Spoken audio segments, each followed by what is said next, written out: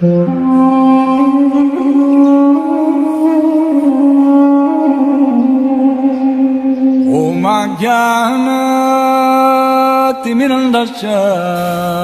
I am stressing. तो स्कंद 1 अध्याय 14 श्लोक संख्या 10। पश्यो उत्पतान नरव्याघ्र दिव्यान भौमान सदैहिकान दारुणान शंस्तो अनुराध भयं नो बुद्धि मोहनम।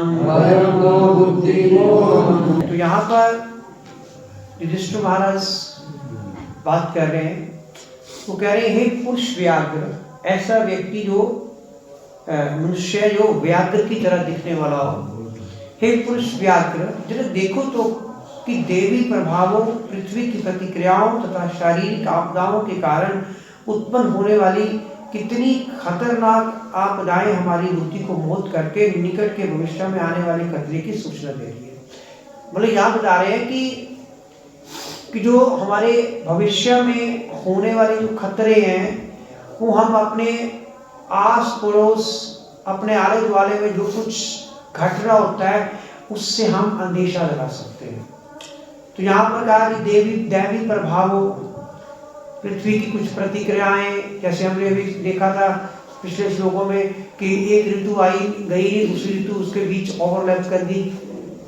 फिर शारीरिक वेदनाओं के कारण उत्पन्न होने वाली कितनी खतरनाक जो आपदाएं होती है, शरीर को जो कष्ट आ रहे हैं, कहते ये सारी जो चीजें हैं हमें भविष्य में आने वाले खतरों की हमें सूचना देती है।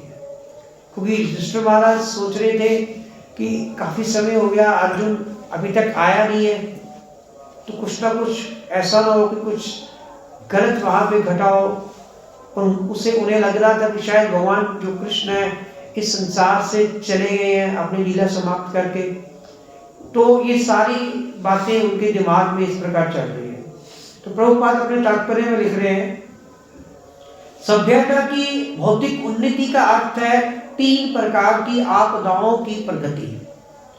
कि जब हमारी जो भौतिक सभ्यता है और सभ्यता की जो भौतिक उन्नति है, कहता उसकी परिभाषा क्या, उसका अर्थ क्या है कि अगर हमारी सभ्यता की भौतिक उन्नति हो रही है तो कहते उसमें 3 प्रकार की आपदाओं की प्रगति होगी, जो दैवी प्रभावों के कारण, पृथ्वी की प्रतिक्रियाओं के कारण एवं शारीरिक या मन की वेदनाओं के कारण। जो वो आपदाएं आएंगी वो किसके कारण आएगी? पहले तो दैविक प्रभावों के कारण आएंगी, फिर पृथ्वी की प्रतिक्रियाओं के कारण आएंगी वो आपदाएं, फिर हमारे शरीर या मन की जो वेदनाएं हैं उनके कारण आएंगी। नक्षत्रों के दैविक प्रभाव से अनेक विपत्तियां आती हैं कि जब हमारे ऊपर जो जॉडिक है, सेलेस्टियल स्फीयर है, वहां पर जो नक्षत्रों के दैविक प्रभाव होते हैं, प्लैनेट्स और नक्षत्रों के, कहते हैं उनसे क्या होता है, जैसे अत्यधिक गर्मी हो जाना, सर्दी हो जाना, वर्षा हो जाना या सूखा आ जाना, या इनके बाद के प्रभाव से दुर्भिक्ष, रोग और महामारी आ जाती है। ये दैविक जो हमारे नक्षत्र है उनके दैविक प्रभावों से ये चीजें घटती हैं। महामारी आ गई, रोग आ गया, अकाल पड़ गया, इन सब का सम्मिलित फल होता है शारीरिक और मानसिक क्लेश। तो जब ये चीजें होती है हमारे जीवन में, सूखा पड़ गया, रोग आ गया, महामारी आ गई, फिर इससे क्या प्रभाव होता है? हमें शारीरिक और मानसिक क्लेश उत्पन्न होता है, हमारा मन दुखी होता है, शरीर को भी कष्ट पहुंचता है। अगर सूखा पड़ा हुआ है, रोग आ गया, अगर वहाँ पे महामारी आ गई, कोई ऐसी बीमारी आ गई जैसे प्लेग है, ये महामारी होती, पीछे अपना कोरोना आया था, महामारी था, वो कोविड जो था। तो इन सब का सम्मिलित फल शारीरिक तथा मानसिक क्लेश है। मानवकृत भौतिक विज्ञान इन 3 प्रकार की आपदाओं का प्रतिकार करने के लिए कुछ भी नहीं कर सकता। ये जो 3 प्रकार की आपदाएं हमें आती है, कहते हैं ये भौतिक जो संसार है, जो कहता है कि आज मैं बहुत विज्ञान में उन्नति कर चुका हूँ, वो कुछ भी नहीं कर सकता। ये सब परमेश्वर की अध्यक्षता में उच्चतर शक्ति माया द्वारा दिए जाने वाला दंड है। ये तो हमें माया जो है वो भगवान की जो माया है, जो भगवान की अध्यक्षता में कार्य करती है, भगवान के निर्देश के अनुसार वो हमें फिर दंड देती है। अतः भक्ति में सेवा द्वारा भगवान के साथ हमारा निरंतर संपर्क हमें राहत प्रदान कर सकता है कि ये जो हमें आपदाएं हैं, 3 प्रकार के ताप है, इन 3 प्रकार के तापों से बचने के लिए, 3 प्रकार की आपदाओं से बचने के लिए हमें किसका सहारा लेना है? भक्ति में सेवा का। किसकी? भगवान की सेवा का सहारा लेके फिर हम इनसे कुछ राहत जो है वो प्राप्त कर सकते हैं और हम विचलित हुए बिना हमारे मनुष्य उचित कर्तव्यों का पालन कर सकते हैं। जो हमारा बीइंग है, एक ह्यूमन बीइंग, एक मनुष्य जन्म जो मिला है, उस मनुष्य जन्म का जो कर्तव्य है फिर हम उसका पालन कर सकते हैं। मनुष्य जीवन का कर्तव्य क्या है? सबसे पहला कर्तव्य तो यही है कि आपने भगवान के साथ जो हमारा शाश्वत संबंध चला आ रहा है, जिसको हम भूल चुके हैं, उसको पुनः जागृत करना है। फिर उसको जागृत करके क्या करना है? भगवान के साथ परमानेंटली उस संबंध को बनाए रखना है।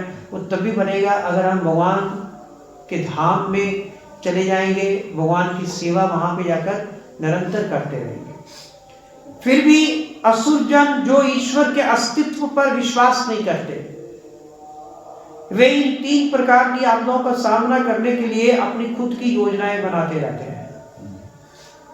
अब जो असुर है वो क्या करते हैं? वो भगवान की एग्जिस्टेंस, भगवान के अस्तित्व की वो कहते हैं है ही नहीं भगवान, उनको विश्वास ही नहीं है भगवान के अस्तित्व पर। तो फिर वो क्या करते हैं? इन आपदाओं से बचने के लिए वो खुद की प्लानिंग्स बनाते हैं कि मैं ऐसे कर लूंगा तो मैं इससे बच जाऊंगा। मतलब जो भगवान के अस्तित्व में भी विश्वास नहीं करता वो असुर है, और ऐसे लोग फिर अपनी योजनाएं बनाते हैं। अतः वे हर बार फेल हो जाते हैं, विफल होते हैं। भगवत गीता में स्पष्ट कहा गया है कि तीनों भौतिक गुणों के बाहकारी प्रभावों के कारण भौतिक शक्ति की प्रतिक्रिया को कभी जीता नहीं जा सकता। कि हम कभी भी भौतिक जो गुण है, सतोगुण, रजोगुण, तमोगुण, उनके जो हमारे ऊपर बाहरी प्रभाव पड़ रहे हैं, हम अपनी भौतिक शक्ति से, अपने भौतिक शक्ति के प्रभाव से, अपनी प्लानिंग से, अपनी योजनाओं से उन्हें कभी भी जीत नहीं सकते, कभी भी उन्हें हरा नहीं सकते। इन्हें वे ही जीत सकते हैं जिन्होंने भक्ति भाव से भगवान के चरण कमलों की शरण ग्रहण की है। कि जो भक्ति में सेवा के द्वारा भगवान श्री कृष्ण के चरण कमलों की शरण ग्रहण कर लेता है, वही इन सब आपदाओं से अपने आप को बचा सकता है। हरे कृष्णा। श्री प्रभुपाद की जय।